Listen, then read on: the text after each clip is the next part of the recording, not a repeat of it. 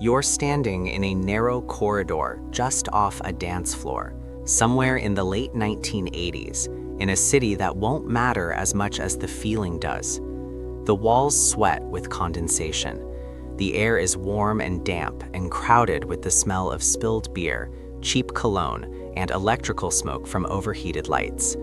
Bass presses through the plaster like a second heartbeat, steady, relentless, almost calming in its repetition. People move past you in slow waves, faces flushed, pupils wide, bodies brushing in the tight space with the strange intimacy that comes from being packed together in the dark.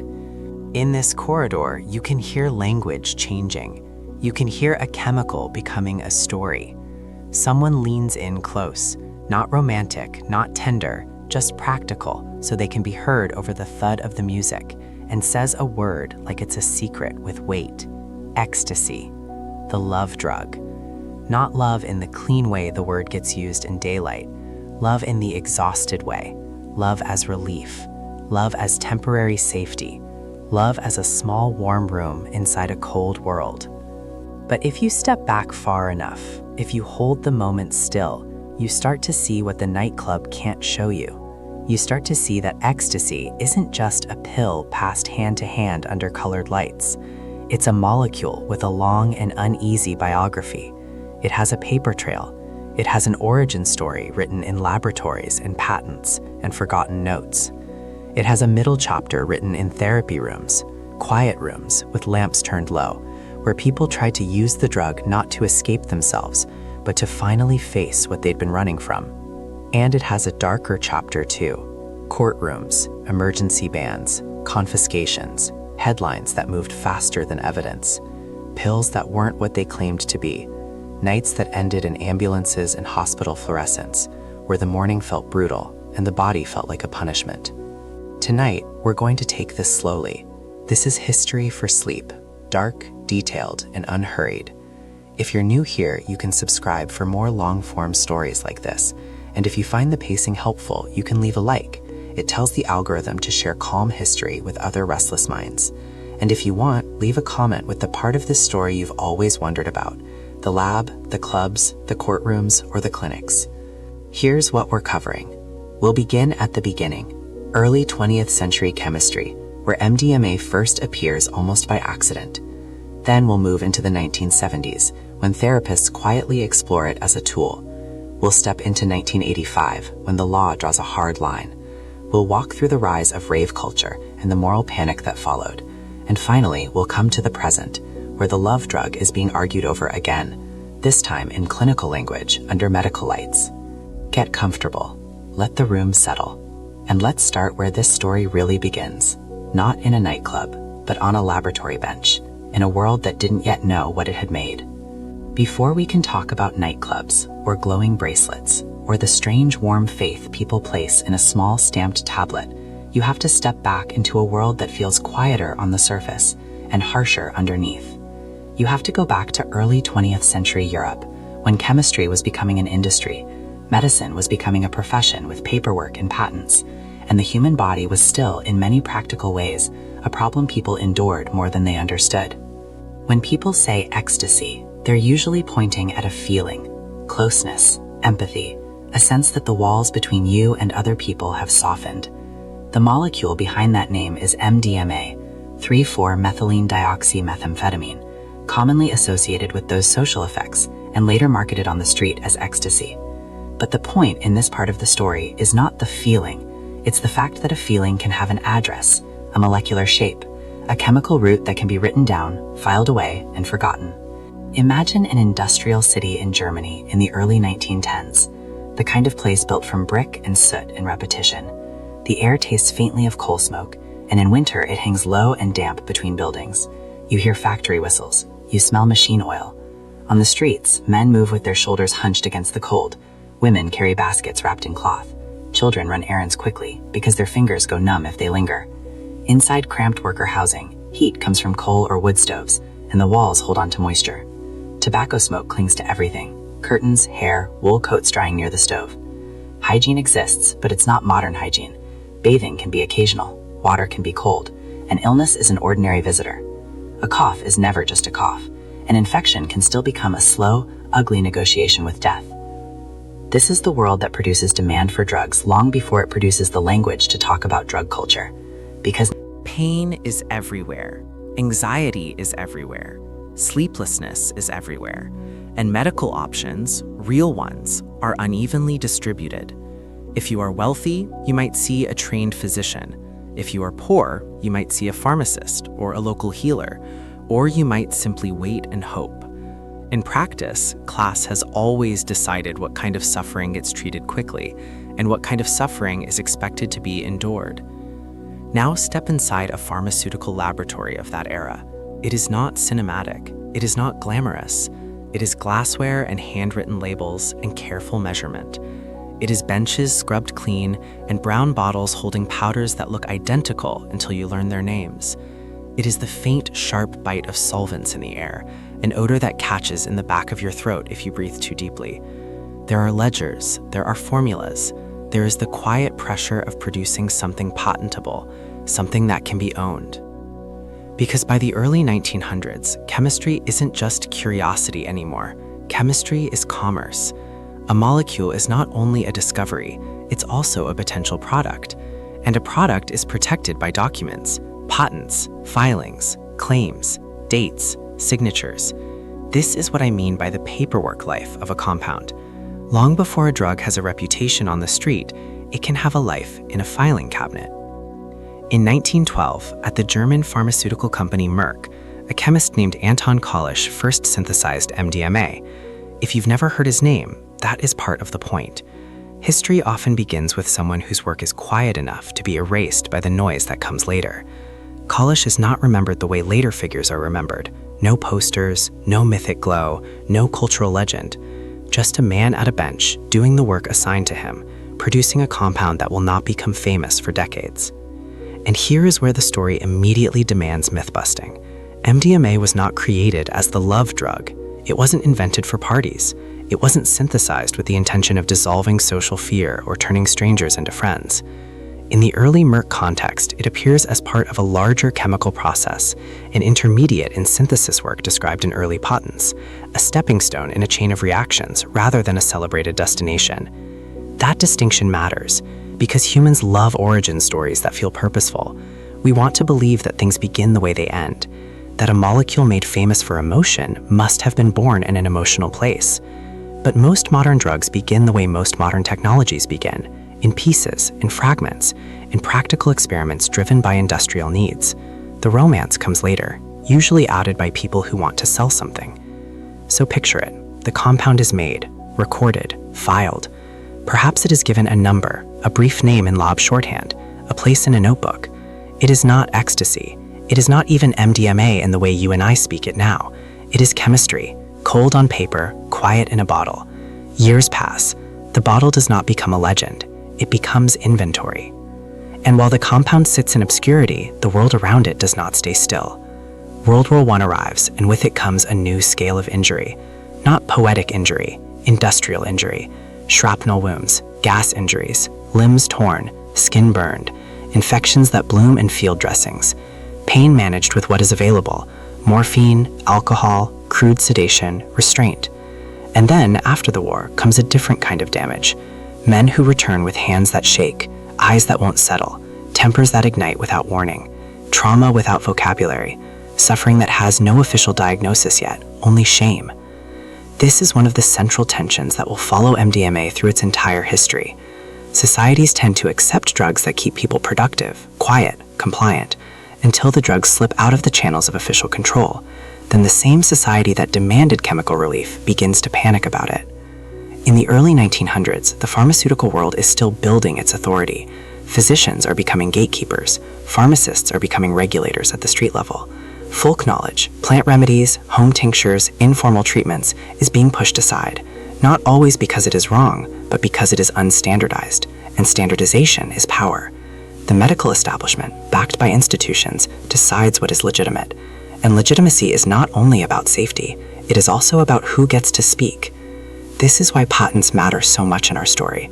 Patents are not only legal protections, they are declarations of ownership over the invisible, over a process, over a method, over a chemical sequence that most people will never see, but will feel in their bodies if it ever becomes medicine.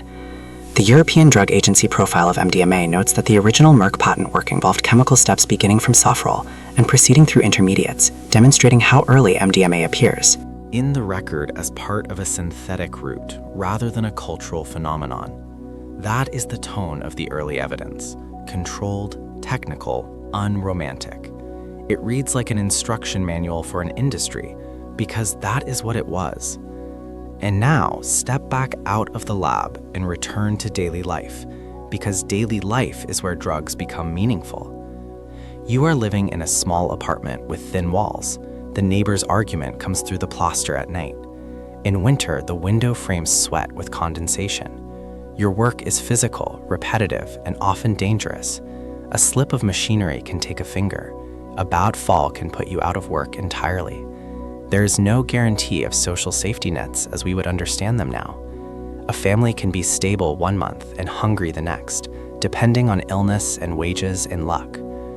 This is what makes relief such a powerful human currency. People will chase it, people will barter for it, people will lie for it, not because they are weak, but because being a body can be brutal, and being a body inside a harsh economy is worse. And so, as modern pharmaceuticals begin to rise, they don't just bring medicine, they bring a new social promise: predictable relief, standardized relief, relief that comes with a label and a dosage and a seal that says this was made by experts. For some people, that promise is salvation. For others, it is an exclusion, because the relief is expensive, controlled, or simply unavailable. Now here's the quiet, almost eerie thing about MDMA's early decades. It exists in the record, and yet it doesn't exist in the culture. It is born without a myth. It lives without a public identity. It spends decades as a footnote until the late 20th century, when culture finally finds it and gives it a personality. And when culture finds a molecule, it rarely treats it as a molecule. It treats it as a symbol. That is the other theme we're laying down here. Medicine versus menace is not a purely scientific question in practice. It is a social question, a political question, sometimes a moral question. Societies decide again and again which substances are acceptable, and the decisions often have less to do with pharmacology than we would like to believe. Because pharmacology is slow, evidence is slow. Human institutions, by contrast, can move with sudden violence. A drug can become famous faster than it can be studied. A panic can become policy faster than a careful conclusion can be written. This is why the nickname matters, even though it comes later. Ecstasy is not a neutral word. It's marketing language, a word that suggests transcendence, bliss, something almost religious. Scholarly work on the naming history of MDMA notes that ecstasy emerged as a brand name in the early 1980s, coined within an American distribution context, language designed to make a chemical feel like a promise. And once a promise exists, reality has to either meet it or betray it. So as we leave this part of the story, hold these images in your mind. A chemist in 1912, unknown to the future, writing in a notebook that smells faintly of solvent. A compound filed away as an intermediate, existing more clearly in paperwork than in public life. A society learning to worship laboratories, while still relying, quietly, desperately, on anything that eases pain. Because in the next section, we're going to watch MDMA begin its second life, not as a line in a patent, not as a forgotten chemical, but as a tool carried into therapy rooms, softly, privately, where people tried to do something almost impossible. They tried to use a drug not to escape the mind, but to enter it. By the time MDMA re-enters the human story in the 1970s, it has already lived two lives that almost no one remembers: the quiet laboratory birth in Germany and the long sleep inside paperwork, patents, intermediates, chemical footnotes. What wakes it up is not a government program, not a medical board, not a public campaign. What wakes it up is something older and more human: need. Not the glamorous kind, not the kind you can photograph and package. The need for relief that doesn't feel like numbing. The need for closeness that doesn't feel like performance.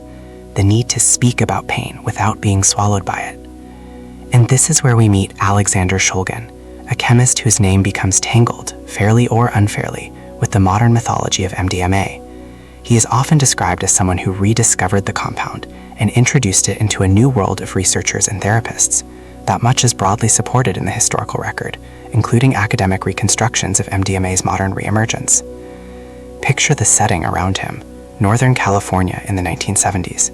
Not the polished, tech-lit California of today, but a landscape of old cars, cigarette smoke, sun-bleached highways, and a certain countercultural looseness still hanging in the air after the 1960s. People talk about consciousness the way earlier generations talked About salvation. In living rooms and kitchens, conversations turn toward breakthroughs, openings, healing, words that can mean deep truth or can mean nothing at all, depending on who's saying them. In this environment, a compound like MDMA doesn't arrive as a street product. It arrives as a possibility, a question. Shulgin's role is complex, and it's important not to turn him into a folk hero.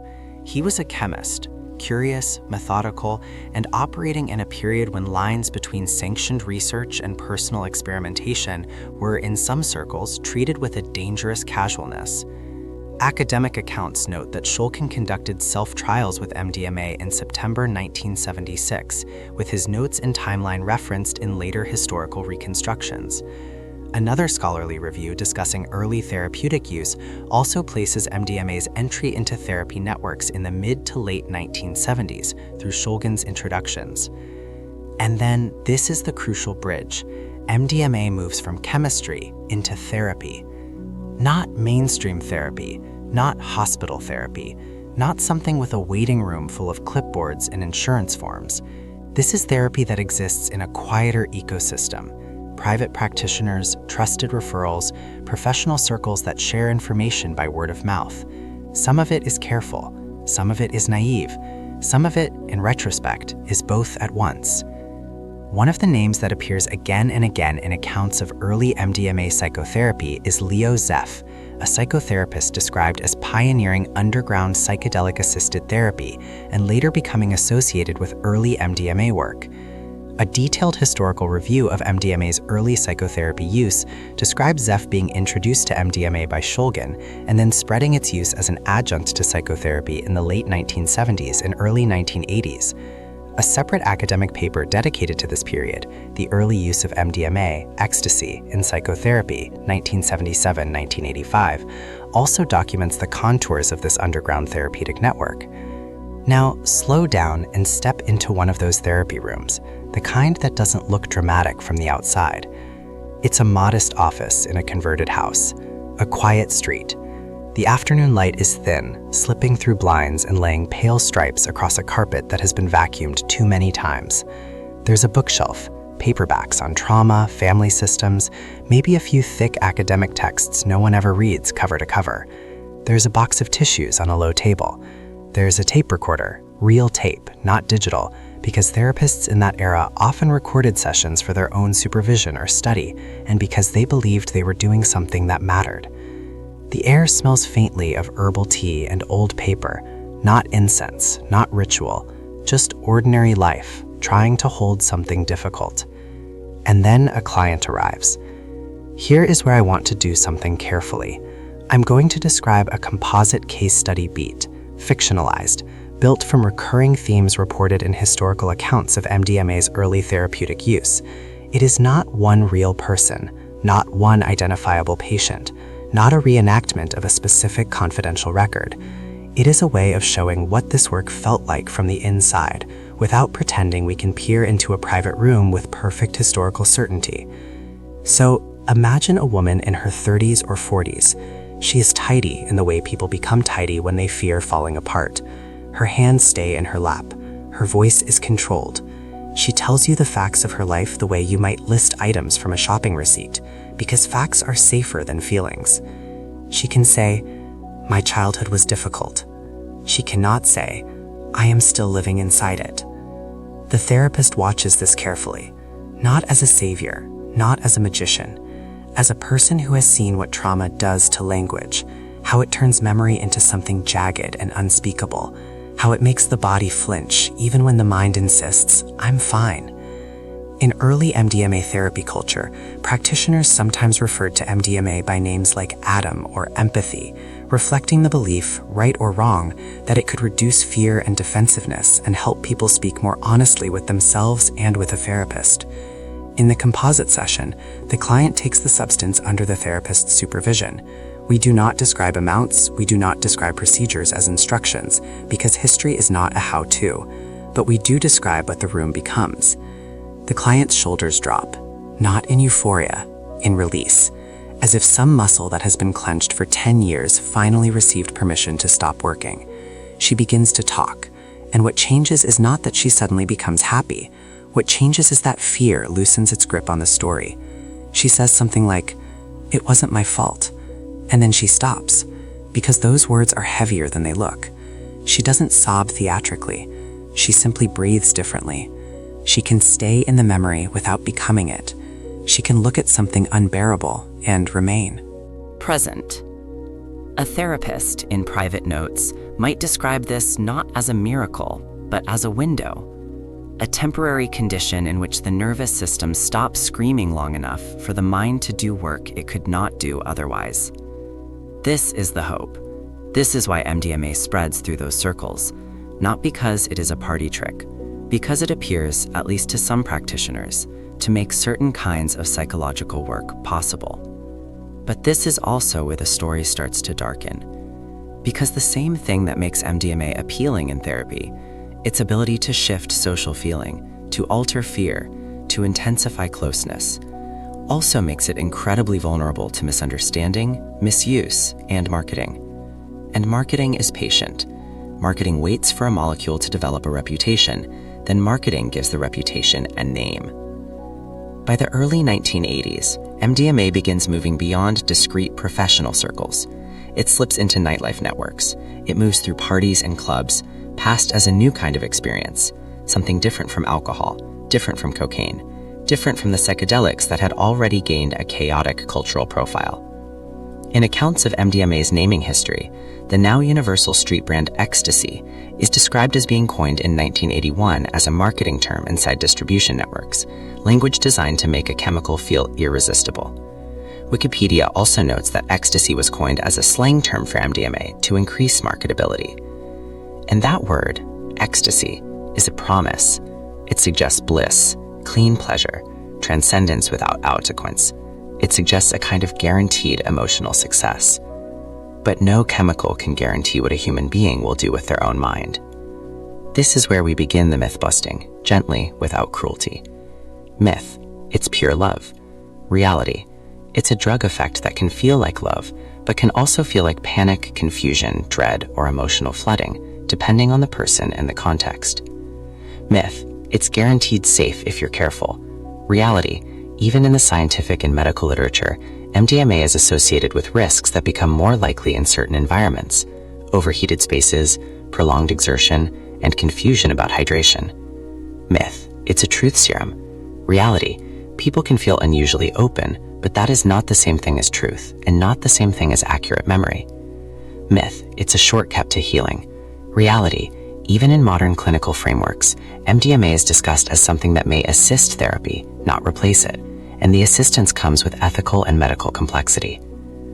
Now, because we are still in the early 1980s in our story, the harms aren't always visible yet in public consciousness, but they are already present at the edges, quiet, scattered, easy to dismiss as bad luck or user error, the way societies often dismiss early warning signs. One of the earliest dangers that becomes associated with MDMA in dance settings is overheating, hyperthermia, especially in crowded venues where people dance for long periods under hot lights without rest. Another danger, less intuitive and in some ways more tragic, is water imbalance. People sometimes drink excessive water out of fear of dehydration, and in rare cases this can contribute to dangerously low sodium levels, known as hyponatremia. A medical review focused on MDMA and hyponatremia describes fatalities in documented cases and discusses the phenomenon as rare but clinically important. Broader reviews of MDMA-related life-threatening events also highlight hyperthermia, dehydration, and overhydration as key pathways of severe harm. Notice the shape of this danger. It isn't always the drug alone. It's drug plus environment, drug plus ignorance, drug plus myth. And myth spreads faster than careful evidence. It always has. In a therapy office, someone is lying on a couch with a blanket, speaking softly into the dim light, a clinician watching, taking notes, trying to do something responsible with an extraordinary tool. In a club, that same tool is handed out with slang, with slogans, with expectations that can become crushing. You will feel amazing. You will love everyone. You will be fine. This is the fragile boundary between insight and harm, because an opening can become a rupture. A flood of feeling can become terrifying instead of healing, and the come down, the period after the acute effects, can be psychologically heavy for some people, a kind of emotional low tide that leaves the mind exposed and tender. This is not moral judgment. It's simply a pattern reported widely enough in discussions of MDMA's effects that it becomes part of the cultural reality around the drug. But now we have to ask, why was therapy underground in the first place? Why wasn't this studied openly in universities and hospitals and controlled settings from the beginning? Part of the answer is the historical atmosphere. By the 1970s, the public and governmental reaction to psychedelics and altered states research had become tense and suspicious in the United States and elsewhere. Institutions are cautious. Funding dries up. Researchers fear reputational damage. Clinicians fear licensing consequences. And so, even before MDMA becomes formally scheduled in the mid-1980s, the culture around mind-altering substances is already loaded with stigma. So people do what humans often do under pressure. They move quiet work into private spaces. The early MDMA psychotherapy network described in historical papers is often presented as a professional underground, therapists who believed they had found something useful and tried to keep it within a controlled therapeutic culture, even as it began seeping outward into wider use. A scientific review likewise notes that psychotherapists using MDMA in the early 1980s wished to keep it within the clinical community, but that wider non-medical use grew. And there's a quiet tragedy in that, because once a drug gains a street name like Ecstasy, it becomes a product, and products do not remain stable. They get copied, they get cut, they get counterfeited, they get sold by people who know nothing about pharmacology and don't have to live with the consequences. This is where you start to feel the next section approaching, the crackdown, the hearings, the scheduling, the state's heavy response. But we're not there yet, not fully. For now, we stay in this strange transitional moment, late 1970s into early 1980s. A molecule is moving between worlds. In one world, there are professionals, some careful, some reckless, trying to use MDMA as a key that opens a locked door inside the mind. In another world, there are distributors and early adopters trying to turn a chemical into a cultural event. The same compound, two narratives, two moral atmospheres. And in the middle of it are ordinary people. A man who has never said the words, "I was hurt," because in his family, those words were punished. A woman who feels for the first time in years that her body is not a battlefield. A young person in a club who is lonely enough to risk anything that promises closeness. A therapist who believes they are helping and hopes the world won't punish them for trying. This is why ecstasy is such a misleading label, because it erases the real story. The story is not ecstasy. The story is yearning.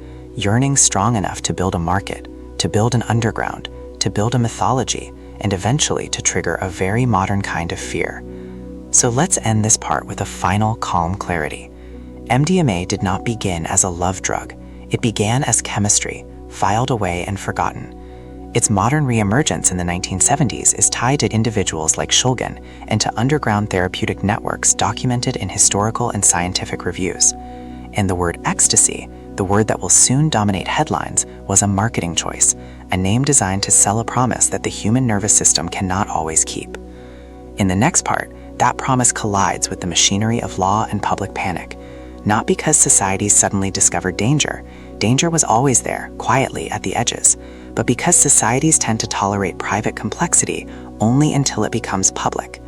And once it becomes public, history stops whispering and starts to shout. By the early 1980s, MDMA is no longer just a quiet tool passed between therapists who trust one another. It's no longer only a chemical with a private reputation. It has become visible. And once a thing becomes visible, once it becomes legible to the state, it changes. Not because the molecule changes, but because the meaning around it changes. The room gets colder, the lights get brighter, the language becomes bureaucratic. The story stops being told in whispers and starts being told in paperwork. You can feel that shift if you place yourself in the year 1984, not in a club, but in a government building. Somewhere with carpet that has been vacuumed into perfect lines. Somewhere with fluorescent light that makes every surface look sickly and overexposed. There's no base here, no incense, no confession, just a hum, ventilation systems, office machines, the soft, constant shuffling of paper.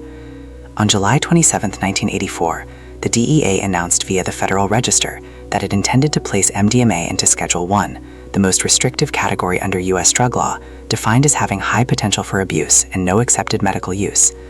And for a moment, that announcement probably felt like what these announcements always feel like to the people who write them: routine, justified, administrative. But on the other side of that decision, out in the human world, it landed like a door slamming shut. Because Schedule 1 is not just a label, it's an environment, it's a set of obstacles. It makes clinical research harder to conduct, funding harder to secure, and any non-research medical use illegal. If you want to understand the ban era, you have to understand this. The state does not experience drugs primarily as Emotions. The state experiences drugs as categories, risk classifications, enforcement problems, potential headlines. In 1984 and 1985, MDMA was becoming something else too, a street commodity, increasingly visible as recreational use spread. That visibility mattered.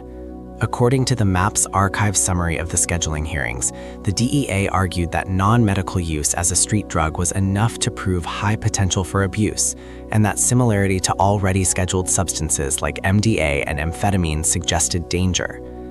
This is where the story becomes deeply modern, chemistry and law trying to speak to each other and failing. Because chemistry speaks in probabilities and mechanisms and conditions, law speaks in categories that feel clean on paper, and human life happens in the messy middle. The hearing rooms, where history is decided in controlled voices. Now place yourself in the hearing rooms that follow. This is not dramatic justice, it is administrative law. It is people speaking carefully, formally, as though tone alone might shape reality. It is expert testimony and cross-examination and definitions that sound simple until you realize they decide what future research is allowed to exist. MAPS describes how a group anticipating the scheduling decision organized to petition for hearings, collecting letters from respected members of the medical and scientific community. They argued for Schedule 3 rather than Schedule 1, a category that would still regulate MDMA but make research more feasible and permit medical use by physicians. In those rooms, two questions dominated the debate. First, how do you define high potential for abuse when comprehensive studies are limited? Second, what counts as accepted medical use? According to MAPS' account, the accepted medical use question became a heated debate about precedent, DEA arguing that it meant FDA approval, while petitioners argued that respected members of the medical community should be allowed to use and study a substance if it showed promise. This may sound abstract, but it has consequences that are physical. If you are a clinician watching this unfold, someone who has seen clients speak for the first time in years without collapsing into panic, you would feel something like nausea, not because you believe MDMA is pure or safe or holy, but because you've seen what happens when a potentially useful tool is pushed into the shadows too quickly. So let's hold one of the individual story beats here. A clinician, late 1984, early 1985. You imagine them driving home after a long day, headlights sweeping across wet asphalt, radio low. Their office smells of tea and old paper. Their clients are ordinary people with ordinary brutal pain, marriages that have turned into cold wars, veterans who cannot sleep, survivors who cannot touch certain memories without dissociating. They are not chasing a high, they are trying to survive their own bodies. This clinician is not naive. They know MDMA carries risk. They know it can be misused. They know the world is not gentle. But they also know something else, that once a substance is placed in Schedule 1, it becomes harder to study openly, and that harder to study often becomes harder to understand, and that harder to understand becomes easier to fear. That's the clinician's quiet dread, that fear will outpace knowledge. May 28, 1985, the emergency move. Then the story reaches one of its starkest factual beats. On May 28, 1985, before the hearings had concluded, the DEA announced it was placing MDMA into Schedule 1 on an emergency basis, the first time the DEA had attempted to emergency schedule any drug, according to MAPS archive summary. Try to feel what emergency scheduling means in human terms. It means the state is done waiting. It means the state believes the risk to public health is imminent enough that normal procedures can be bypassed. It means that overnight, a substance that had existed in a gray zone becomes something the machinery of enforcement can treat as clearly criminal. MAPS describes that the DEA's emergency scheduling surprised even the administrative law judge, and that arrests followed. It also notes that the emergency scheduling was later ruled illegal on procedural grounds in appeals, because the authority for emergency scheduling powers was granted to the Attorney General, and the subdelegation to DEA was contested. Even this has a grimly modern feeling. The law moves fast, then later argues about whether it moved correctly. But while that argument unfolds, people's lives are changed. Quiet networks shrink. Therapists become afraid. Distributors become bolder. Because prohibition does something predictable. It increases risk, and it increases the value of the underground. The drug becomes a symbol. Now, zoom out. In the mid-1980s, MDMA is becoming more than a substance. It is becoming a symbol, a shorthand for youth culture that older institutions do not understand. And Older institutions don't understand a youth phenomenon. They often describe it with one word that feels like it explains everything: danger. This is where a key point from a policy perspective appears. Drug Policy Foundation describes how in both the UK and the US, MDMA and dance culture were conflated into a single enemy, rave culture, seen as undermining traditional values and commandeering the agency of young people. That's the cultural mechanism. It's not only the molecule, it's the fear of what the molecule seems to allow. Crowds moving together, strangers touching without violence, young people forming a temporary society outside normal rules, a sense of belonging that isn't purchased from the usual institutions. It can look like liberation. It can also look, to authorities, like contagion. And sometimes it is both at once. The first family hears the word ecstasy. Hold another story beat. A family at home, mid to late 1980s. It's not a wealthy home, it's ordinary. The television is old and heavy. The carpet is worn where people walk most. Dinner smells like onions fried in a pan, and the dishes sit in the sink. The father has the news on because the news feels like a way to keep the world under control. If you can name it, you can manage it. And then the anchor says a word that sounds theatrical, almost ridiculous: ecstasy. The mother's face tightens. The father mutters something about kids these days. Their teenager is upstairs, door closed, listening to music that sounds like noise to the adults downstairs. The family doesn't know the molecule. They don't know anything about lab notebooks or scheduling hearings. They don't know that therapists used to call it atom or empathy and tried to keep it contained within professional circles. They only know the name that was designed to sell and later designed to frighten. This is how most people meet drugs, not through pharmacology, but through social story. And a social story can become a moral panic. Transform notes that in the UK, rapid MDMA penetration into the nighttime economy during the 1990s sparked intense tabloid coverage, characterized by high-profile reporting of MDMA-related deaths, particularly of young women, and that this coverage was hugely disproportionate compared to other drugs, and especially compared to alcohol. That is the shape of panic. It does not measure, it magnifies. The club and the warehouse, ritual without religion. Now we move to the other side of the same decade. You're a young adult in the late 1980s, and your life is not cinematic. You work, you commute.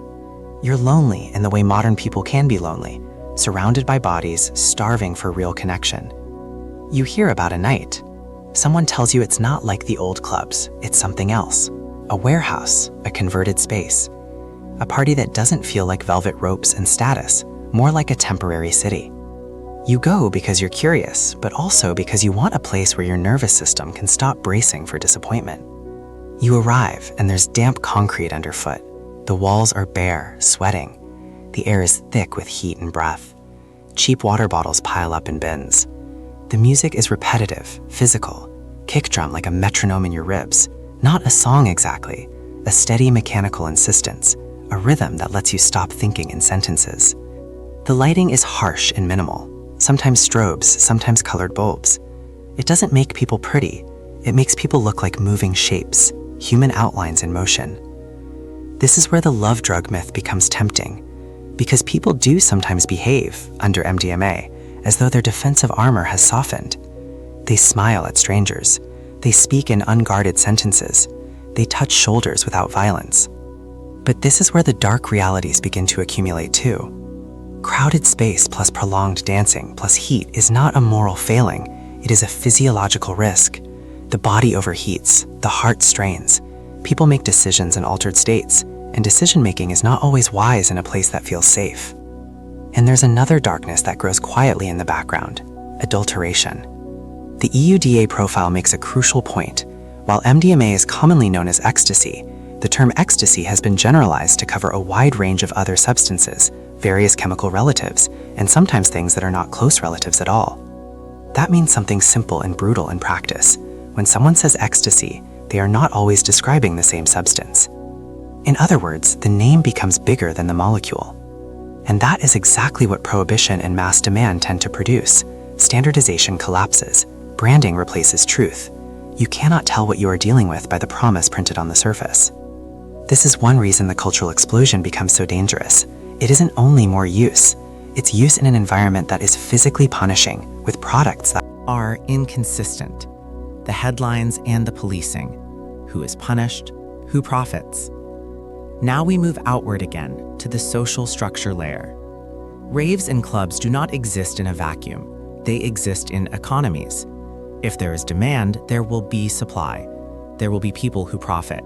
There will be people who take risks because money is a form of anesthesia too. At the same time, enforcement does not fall evenly. Some people get arrested, some get warnings, some get their lives derailed, some make fortunes and remain invisible. Class and geography matter here, so does race, though the details vary by country. Moral panic tends to find the most visible bodies first, the ones easiest to target, easiest to blame. Transform's analysis emphasizes that policy responses in the UK and US conflated MDMA and dance culture into a single enemy, and that enforcement did less to suppress the culture than to push it toward commercialization, moving from underground parties into more regulated club spaces. That shift is important, because when something moves into commercialization, it doesn't necessarily become safer. It becomes more profitable and therefore more entrenched. Alcohol comes back into the picture in a bigger way. Security increases, ticket prices rise. The scene becomes something that can be taxed and controlled, while the drug market that fed it remains illegal and unstable. This is one of the ironies of the ban era. Trying to crush a culture can unintentionally help it evolve into a more durable form. And in the background, newspapers and television keep shaping public imagination. In the UK, Transform notes how tabloid reporting of MDMA-related deaths was disproportionate, even when the absolute numbers were relatively small compared to other harms. This doesn't mean the deaths weren't real. They were real. It means the storytelling around them was selective, focused on certain kinds of victims and certain kinds of fear. The lonely medical aftermath. Now we slow down and stay with the aftermath, because this is history for sleep. We don't rush past the human cost. Picture a hospital corridor at 3 a.m. It's fluorescent and quiet in the way hospitals are quiet at night, not peaceful, but restrained. Nurses speak in low voices. A vending machine hums. There's a smell of disinfectant that's slightly sweet and slightly acrid, clinging to the back of your tongue. A young person is on a gurney. Their friends are nearby, scared and sobered in the worst way, forced into clarity too quickly. The friends are not monsters. They are not criminals in their own minds. They are just people who wanted to feel okay for a few hours. The medical staff are efficient, not moralizing, just doing the work, stabilizing, cooling, monitoring, treating what can be treated. The body is a system, and systems fail in predictable ways when pushed too hard. This is where the love drug myth collapses into something that is neither love nor myth. It becomes a public health reality. And it's in this era that the state's response begins to feel, to some people, justified, because the harms are visible now. Invisibility is what institutions respond to. But the question remains, does the response match the complexity of the problem? Or does it simply escalate the cycle, pushing use underground, increasing adulteration, increasing stigma, making careful research harder? MAPS archive summary reflects the tension, a community trying to argue for therapeutic potential and research feasibility, operating during the Reagan-era escalation of the drug war, while the state moved to criminalize. Ecstasy becomes many things at once. At this point in the story, MDMA becomes a kind of cultural mirror. To some, it is the drug of a generation, an emblem of release. To others, it is the drug of decay, proof that youth are being poisoned by pleasure. To some clinicians, it is a tool unfairly lost. To some lawmakers, it is a threat that must be controlled quickly. And to the market, it is what markets always see: demand. The EUDA data profile reminds us of another key fact. MDMA was developed in 1912 by Merck and never marketed as such. The original patent route is described clinically as chemistry, not destiny. That's the contrast. The molecule began in a world of controlled lab steps, but the cultural explosion throws it into an uncontrolled environment of rumor, profit, fear, and longing. This is where the myth-busting needs to be repeated in a different register, one that fits the ban era. Ecstasy is not a guarantee of ecstasy. Ecstasy is not always MDMA. Ecstasy is a name that can cover a wide range of substances, some of them more dangerous than what the buyer thinks they're getting. And what about Molly? That branding becomes more prominent later, and it complicates the story further by suggesting purity, suggesting a single clean molecule, when street markets rarely maintain that kind of integrity. The EUDA point about ecstasy being generalized to Cover many substances is the broader warning here. Names expand faster than truth. A meditative thread. Why chemical warmth feels necessary. Now, slow down again. Let the historical beats settle. Because the core question of this whole video, the question we keep returning to, is not why did people take MDMA? The deeper question is, why does chemical warmth feel necessary in a cold world? In the late 1980s and 1990s, many young people in the UK, Europe, and the US are living inside economic pressure, cultural fragmentation, and the quiet loneliness of modern urban life. Traditional institutions are losing authority. Religion is less central for many. Community is thinner. Work is unstable. The future feels uncertain in ways that don't always have language yet. So people build temporary communities where they can, on dance floors, in warehouses, in fields at illegal outdoor parties, in clubs where the lights are too bright and the air is too thick, and the music is steady enough to hold you up. And some of them reach for a substance that seems to make other people feel closer. This doesn't make the substance harmless.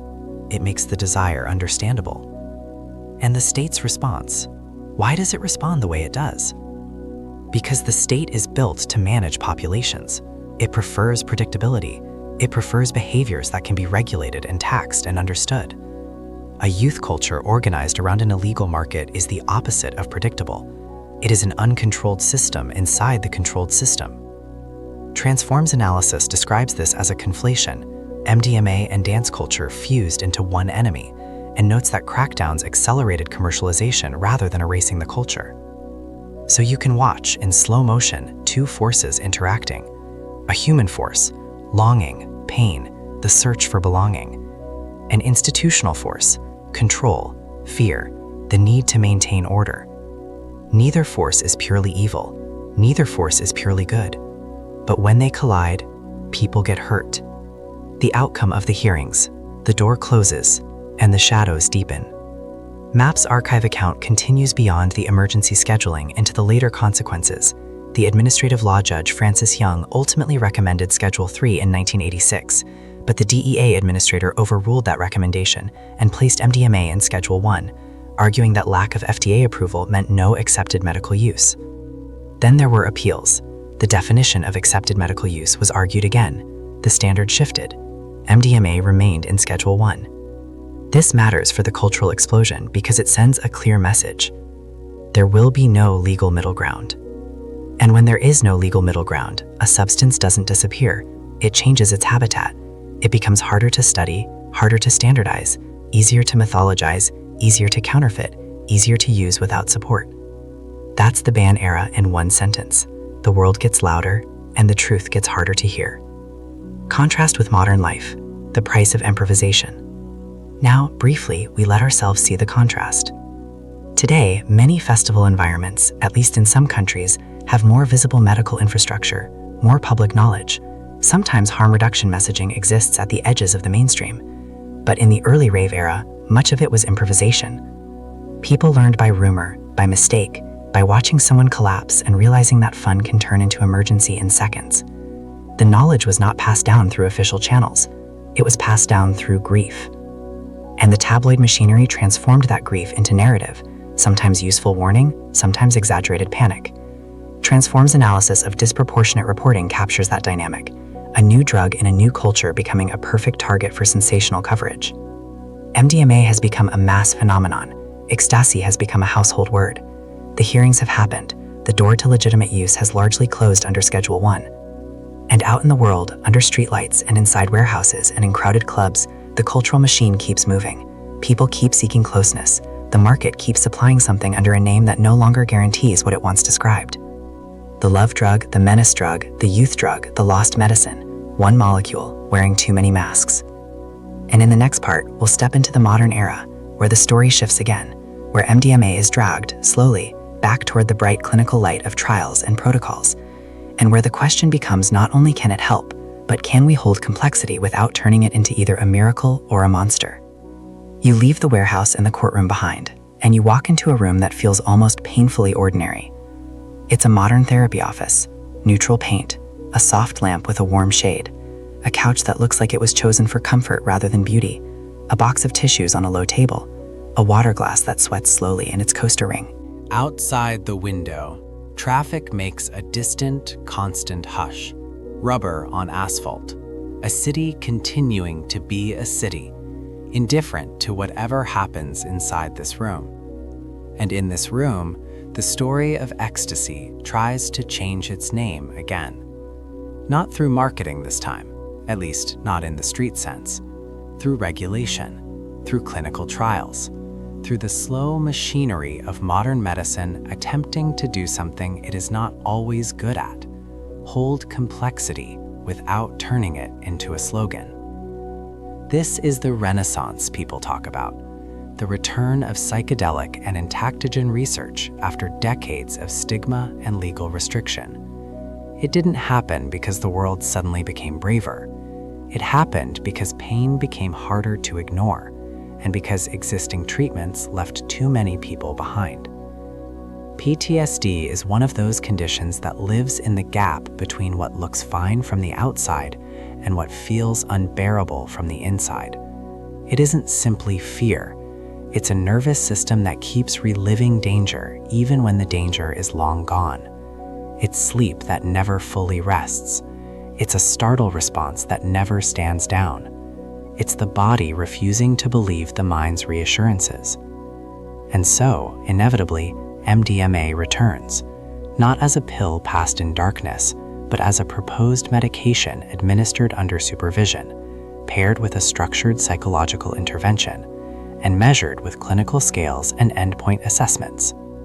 A strange reversal, because the same molecule once cast as a cultural menace is now carried into the clinic with paperwork and protocols, as if careful language can purify history. The clinical promise, what the Phase 3 trials actually tested. In 2023, a confirmatory Phase 3 trial of MDMA-assisted therapy for moderate to severe PTSD was published in Nature Medicine, led by Jennifer M. Mitchell and colleagues. It compared MDMA-assisted therapy to placebo with therapy over an 18-week period, using established clinician-rated measures of PTSD symptom severity and functional impairment. The results showed significantly greater reductions in PTSD symptoms in the MDMA-assisted therapy group compared to placebo with therapy. Notably, by study end, 71.2% of participants in the MDMA-assisted therapy group no longer met DSM-5 criteria for PTSD, compared to 47.6% in the placebo with therapy group. If you read that number slowly, 71.2%, you can see why people felt hope tighten in their chest like a fist. The UCSF write-up of that same 2023 trial puts it in human terms. Participants receiving MDMA with psychotherapy were about twice as likely to recover as those receiving placebo with psychotherapy, and the article highlights the feelings some participants described: more open, more attuned, less inhibited, not out of control, but able to approach trauma differently. This is the part where you can almost feel the cultural narrative trying to snap into place. The lost medicine returns. The drug war villain becomes a breakthrough. The story becomes clean, uplifting, and easy to repeat. But history is rarely that cooperative, because the clinical story contains its own shadows, and those shadows are not tabloid inventions. They are the kind of concerns that emerge when you try to measure something both pharmacological and deeply interpersonal at the same time. MDMA-assisted therapy is not a simple pill you swallow at home and forget. It is an intervention that depends on setting, on screening, on therapist behavior, on preparation and follow-up, on the safety of the container around the experience. The drug and the therapy are intertwined so tightly that you can't fully separate their effects. And that creates an uncomfortable question modern regulators have to answer. How do you approve something that is as much a procedure as it is a medication? The problem of functional unblinding, when people can tell what they got. In drug trials, one of the core tools meant to keep the results honest is blinding. Participants shouldn't know whether they received the active drug or placebo, because expectancy can change outcomes. But MDMA has noticeable psychoactive effects. It changes the felt texture of the mind and body. And Nature Medicine itself reports a blinding survey result that is difficult to ignore. In the MDMA-assisted therapy group, 94.2% of participants were certain or thought they received MDMA. In the placebo with therapy group, 75% were certain or thought they received placebo. This doesn't automatically invalidate the results, but it does complicate them, because it suggests that many participants could tell what they were given, and if you can tell, then the experience is not only pharmacology, it's also meaning, it's belief, it's hope, it's the powerful human response of thinking, this is the real thing, this might finally work. This is the core tension that haunts the modern era of MDMA therapy. How do you measure a treatment that changes not only symptoms, but the entire emotional posture with which a person enters therapy? June 4th, 2024, the advisory committee says no. Now, step out of the journal article and back into the machinery of regulation. On June 4th, 2024, an FDA advisory committee meeting became a public hinge point for the field. NPR reported that the advisory panel voted 9-2 that MDMA in combination with talk therapy was not effective for treating PTSD, and voted 10-1 that the benefits did not outweigh the risks. Try to imagine the emotional whiplash for the people watching that meeting. For years, the story had been building toward approval like a long, steep climb. Patients and veterans spoke about transformation. Researchers spoke about endpoints and effect sizes. Advocates spoke about suicides and the urgent need for new treatments. And then, in a single day, the tone changed. The concerns listed in NPR's coverage read like a catalog of modern scientific anxiety: uncertainties and gaps in data, questions about abuse potential, criticisms of the therapy approach being ill-defined or a black box, and significant discussion of functional unblinding. The article also notes allegations of misconduct and bias in the trials raised by panel members and discussed as part of the public controversy. This is where the modern MDMA story becomes unmistakably human again, because the central fear is not only the molecule, it's the setting. It's the reality that MDMA can increase feelings of trust and closeness, exactly the qualities that might help someone approach trauma, but also the qualities that can make someone vulnerable if the person guiding them behaves unethically. The NPR report references a widely discussed case of inappropriate therapist behavior in earlier trials and notes concerns about whether MDMA's effects could increase the risk of boundary violations. In other words, even if the drug helps, the system must be worthy of the trust it invites. ICER, June 27, 2024, Insufficient Evidence and the Fear of Bias. Around the same period, the Institute for Clinical and Economic Review, ICER, published a final evidence report on MDMA-assisted psychotherapy for PTSD. ICER concluded that the publicly available evidence was insufficient to assess the overall balance of benefits and harms, in part because it could not assess the frequency of misreporting of benefits and/or harms. The report raises a set of uncomfortable issues in explicit language: functional unblinding, concerns about pressures for favorable results, concerns about unprofessional data practices, concerns about the community engaging with psychedelics more like a religious movement than like pharmaceutical products, and concerns about psychotherapy not being well standardized, making it hard to generalize results. This is the nightmare scenario for medicine, not necessarily fraud in the dramatic sense, but a kind of cultural gravity, an environment where people want something to work so badly that the system begins to lean toward optimism, subtly discouraging the reporting of uglier outcomes. ICER's framing is not a moral condemnation of everyone involved. It's a warning about human bias, about what happens when hope becomes a force strong enough to shape how data is handled, how experiences are interpreted, how harms are spoken about. This is one of the most important lessons the MDMA story teaches in its modern chapter. Even in clinical settings, we do not become perfectly rational creatures.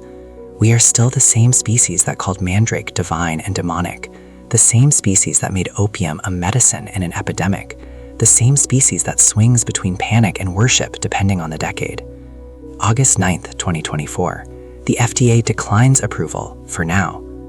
Then came the decision that turned the whole field quiet. NPR reported that on August 9th, 2024, the FDA declined approval MDMA-assisted therapy for PTSD at that time, and instead asked Lykos Therapeutics to further study the safety and efficacy of the treatment, reported as a complete response letter. This isn't the end of the story, but it is a pause, a delay measured in years.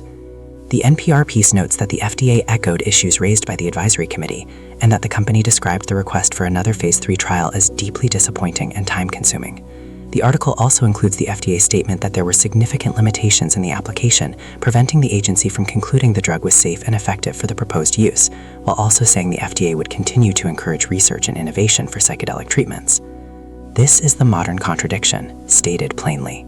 The need is urgent, the suffering is real, the early results are promising, and still the system hesitates, because when the system approves something, it is approving not only a drug, but a future in which that drug is administered thousands of times by thousands of clinicians to people who may be far more medically and psychologically complex than trial participants.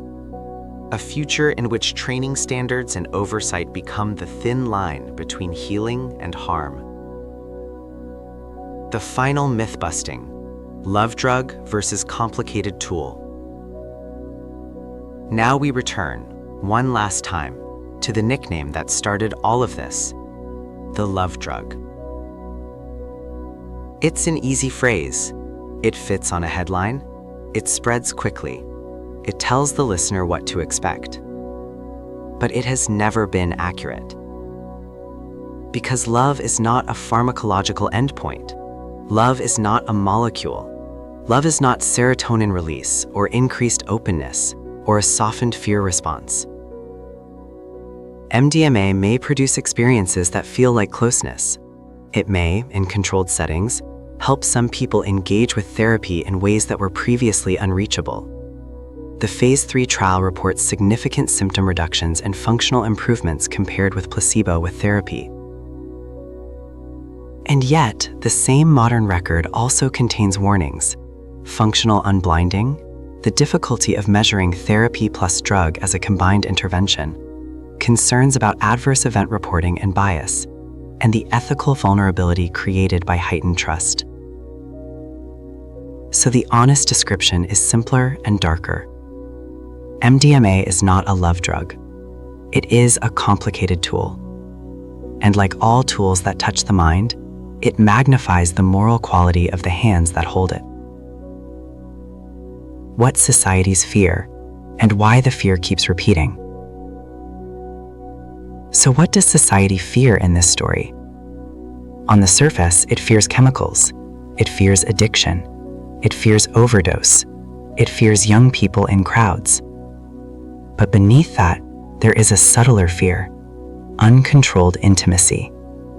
Because MDMA, whether in a club or a clinic, suggests that the mind can be changed quickly, that walls can soften, that trauma can be approached, that the human heart can be moved through means that are not prayer, not family, not work, not the usual institutions we rely on to tell us who we are.